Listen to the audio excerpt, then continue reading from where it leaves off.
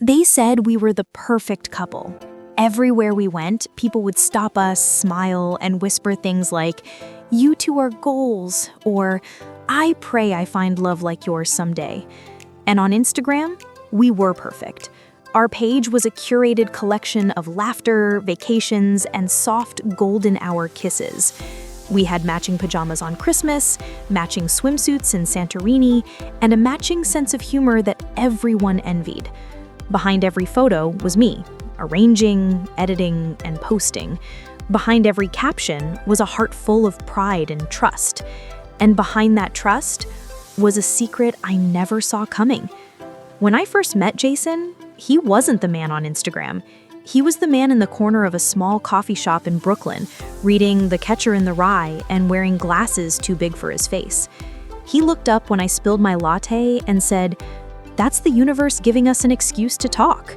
I laughed, he offered napkins, and that's how our story began, clumsy and charming, like something out of a Netflix romance. Within a year, we moved in together. Within 2, we were married.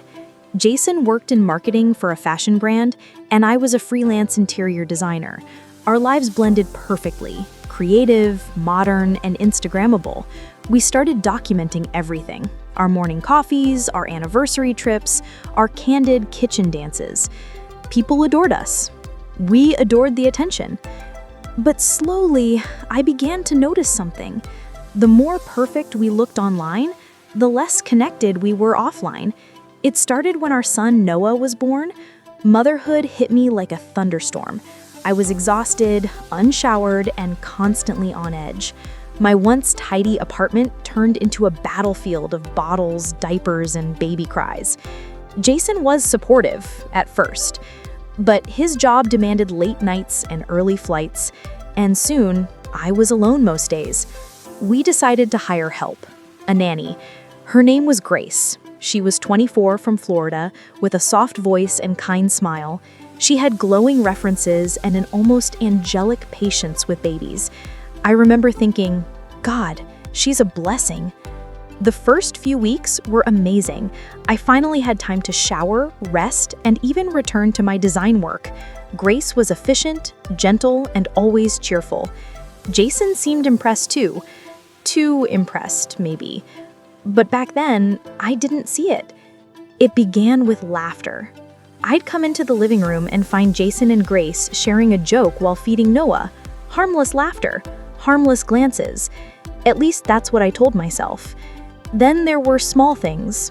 Jason suddenly taking an interest in Grace's college plans, her favorite books, her music. One night he came home with her favorite smoothie brand. For everyone, he said. Everyone. But she was the only one who drank it. Still, I brushed it off. I was tired. Paranoid, maybe. Besides, we were the perfect couple. Perfect couples didn't suspect their husbands of cheating. Jason was the one who pushed for more family content. "Babe, our followers love it when we post family stuff," he said one evening, adjusting the lighting near the crib. "Let's show them what real love looks like." I smiled, flattered. He held me close, kissed me gently, and whispered, "You're everything to me, Em." But his phone vibrated in his pocket. He glanced at it quickly, a flash of panic across his face, and said, "Work email." I didn't question it. We took photos, our little family framed in golden light. Noah giggling in Grace's arms, Jason standing proudly beside us. The post went viral. Thousands of likes, hundreds of comments. "You guys are the cutest family ever." #family goals. This is what happiness looks like. I should have felt proud. Instead, I felt hollow. Because something about the way Jason looked at Grace through the camera lens unsettled me. Not romantic, not yet, but curious. Too curious. A month later, Jason started staying late at work again. He said there was a new campaign launch, new deadlines, new clients. He'd come home smelling of expensive cologne, not his usual brand, and sometimes his shirt collar looked slightly rumpled. One night, he left his phone on the counter while showering.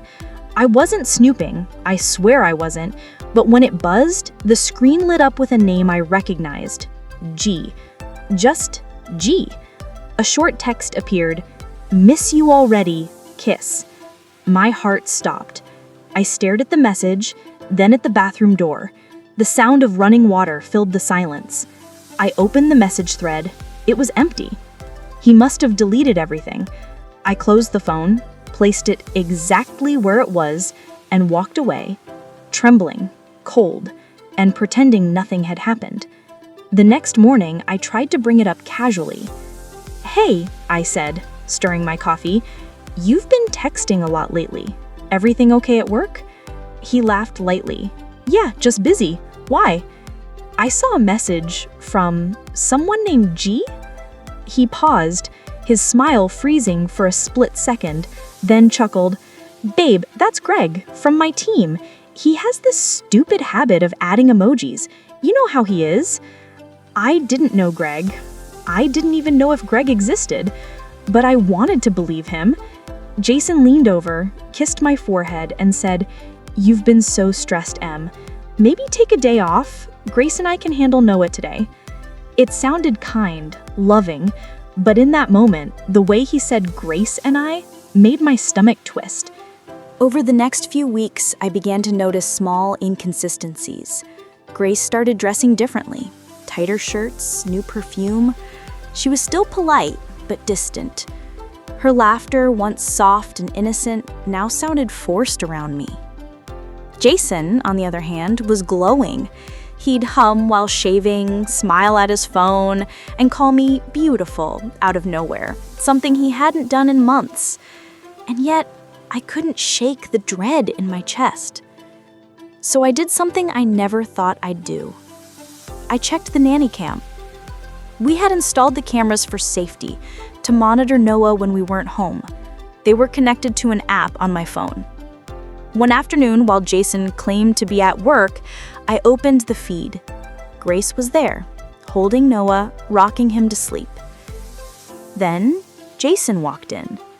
He wasn't supposed to be home.